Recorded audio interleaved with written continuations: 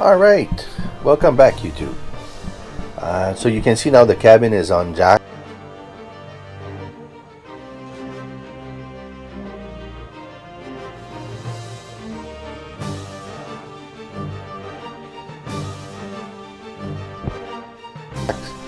We extended the jack on both sides of the cabin so we could roll in the trailer frame underneath.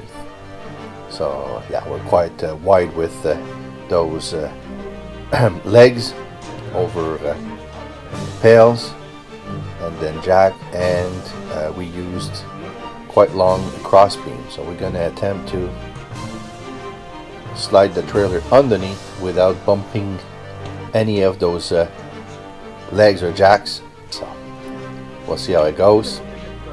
At the moment, the frame was actually created over the old frame, so the measurement should fit, but we haven't trialed it yet. So this is the through moment. We'll see it.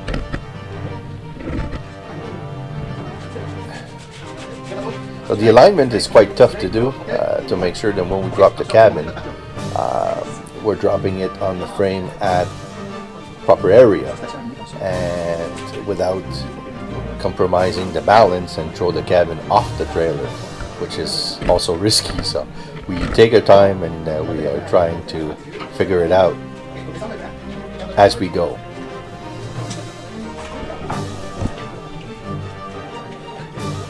Alright, looks quite okay, but now there's a problem. If I'm trying to lift the post or the beam that support the cabin, and I want to drop it on the frame, it's not going to work, because that actual post will always, the beam will always be in the way. So I'm going to have to figure out another way to do so, like lifting the cabin to be able to remove the beam and then drop the entire cabin on the frame. So that's going to be challenging as well.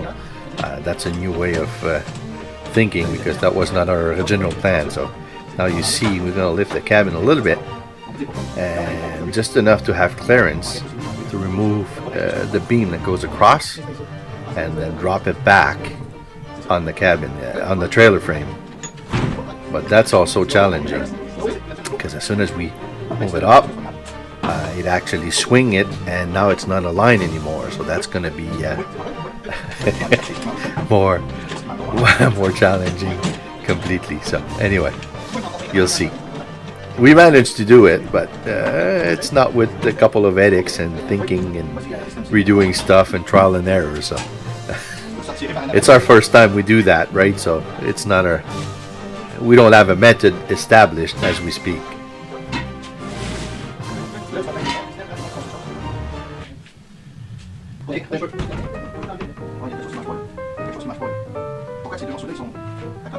This is all speed up, by the way, because it would be how can I say that, extremely long, because there's a lot of figuration, and then no, that doesn't work, change this, change that, try it again, do this, do that. So if it was the full length, that video would be around 45 to 50 minutes, which in reality, you want to do a short video. So now we're trying to drop the front of the cabin. See those posts that you see there, the black posts at the front of the cabin? These were welded on the original frame. So I cut them off to remove the cabin from the frame, but now we're trying to align it over the existing frame, the new frame I should say, but it's not going well because some of the posts were not cut at the same height as others, and because the cabin is tilted right now, being the back about 1.5 feet over the trailer, the angle makes the front of the cabin hit those posts faster and avoid to be aligned properly. So that has to be adjusted as well. So there's a couple of remaining of the grinding metal pieces that are still there that we have to remove. That's what my father is actually pointing at.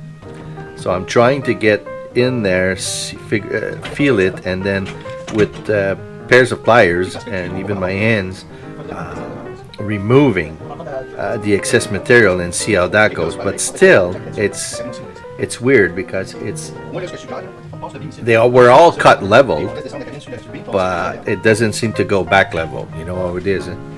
When you do new with old, there's always something. So we're gonna get there eventually. No worries. But yeah.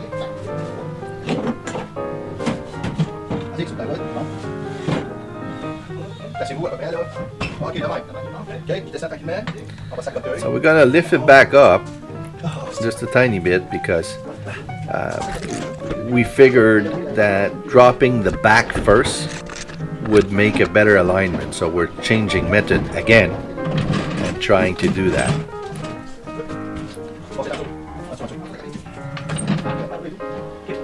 I got a great helper. I mean, my father obviously is always there, but then I have my son-in-law as well,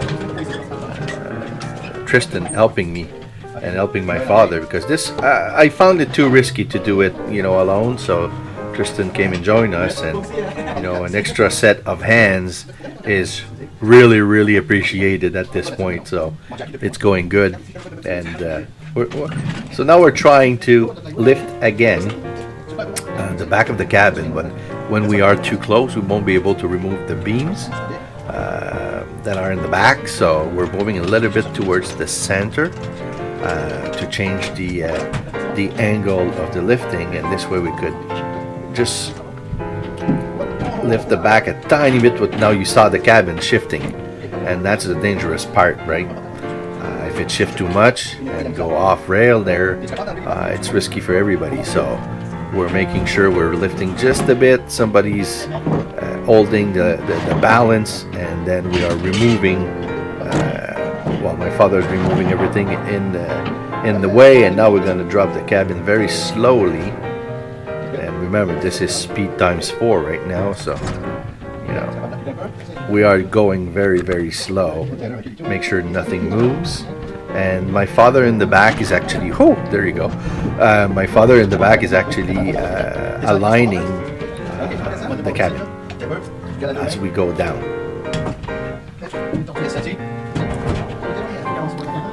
It's easy to move once it's on the frame, but there's nothing that retains it from going off the frame if you go on the left too much, on the right too much, because this cabin will be bolted into the frame as it was originally.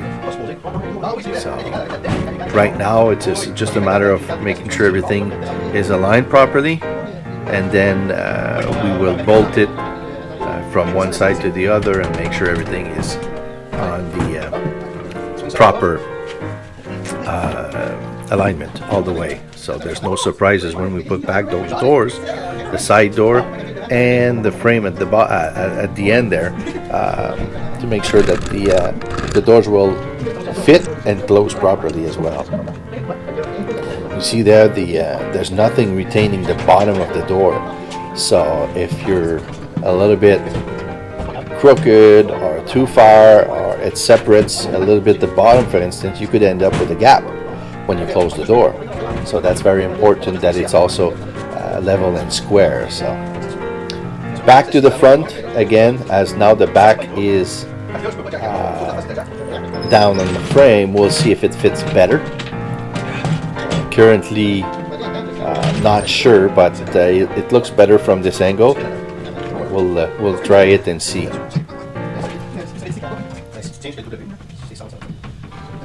It's good to have younger legs to jump up and down the frame, because oh boy, it's a challenge to go across those little beams there and walk around and this and that without falling or get your leg caught up and lose balance and stuff, especially for me. So I really appreciate his effort to give us a hand, and it's going well actually. It took us 4 or 5 hours, my father and I, to remove the cabin from the frame, and we were not careful as this is, and within an hour or so, with the 3 of us, the cabin is back on the frame properly done. So it's going well.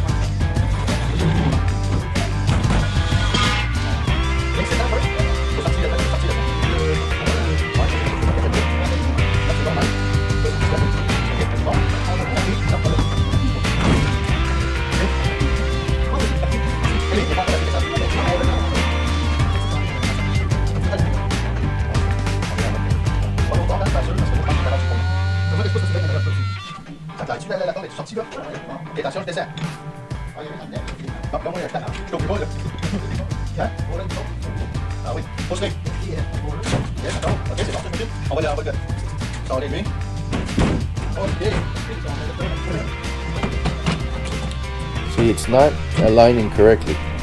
It's still hitting some of the pieces of the vertical beams there that hold the steel sheet.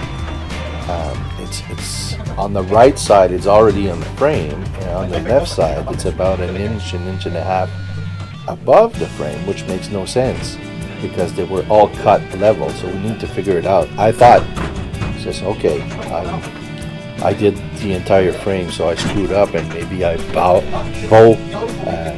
the frame or something, but no, it's just a matter of aligning it.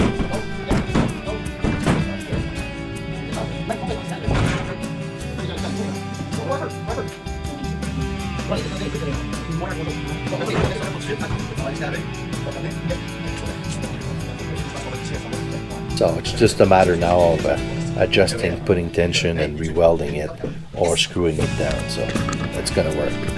Finally, it's on there. All right, so the cabin was screwed in, which is very easy to do. So now we are moving towards the floor, because obviously we're gonna have to walk into the trailer, and for that matter, we need something solid. I was looking at the price of pre-treated plywood and this and that, and I came to the conclusion that's not worth it.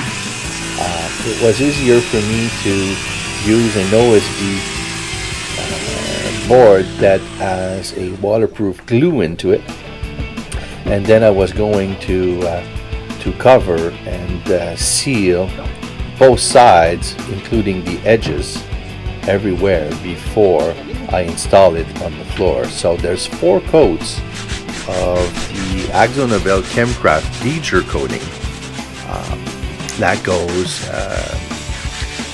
It's an exterior 2K polyurethane, and that's what I'm applying right now.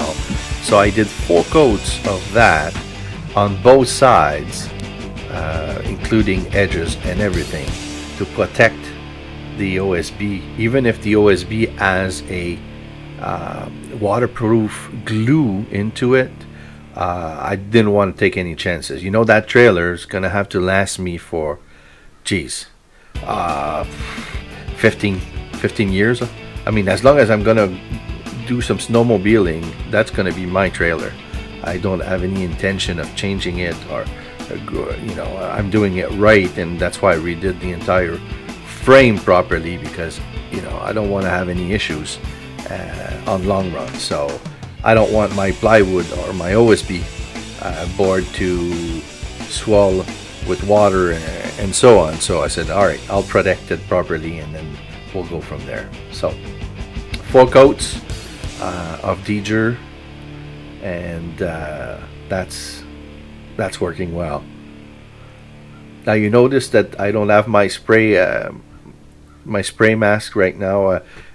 You know, when I spray, I wear a respiratory mask to make sure I don't inhale any particles of the paint in suspension in the air. I'm just rolling it in so there's no particles in the air. There's still fumes, obviously. I should have wear my mask, but in this case, I mean, my garage doors are all open. My fan, my spray booth fan in the back is on.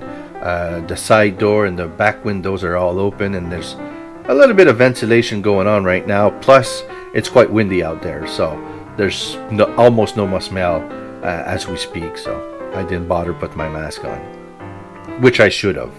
Don't get me wrong.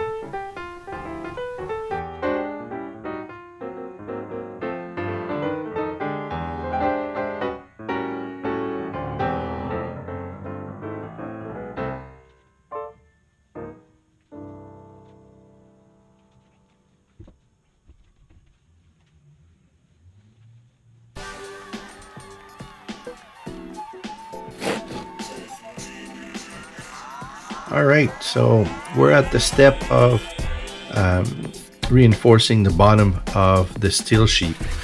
There was some damage and some has rusted out and so on, so I'm just applying a new layer on top of the other one. and using self-tapping screws to bolt into the frame itself. So it's going to be very solid and so on. So I'm measuring all the screws because when you look at a trailer and you're actually looking at there's visual lines that are created with the screws alignment, and I just want to make sure I retain that. So I'm copying what was above and under to make sure it is looks as natural as possible. So doing a bunch of screws. These are going to be painted and coated so they won't rust over time.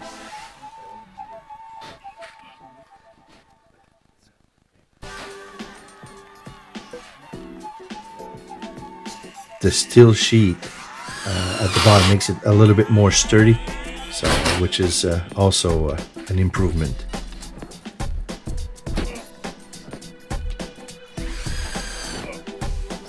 We've gone through almost 200 screws to get that done on both sides, so you see the final result. Actually, there's missing screws at the top, which is going to be done next, but I'm just keeping the alignment for the screws and make sure it looks factory. Now you see on this one, the screws on the top were added as well. So I bended the side sheet metal to go under the checker plate, so it looks very natural.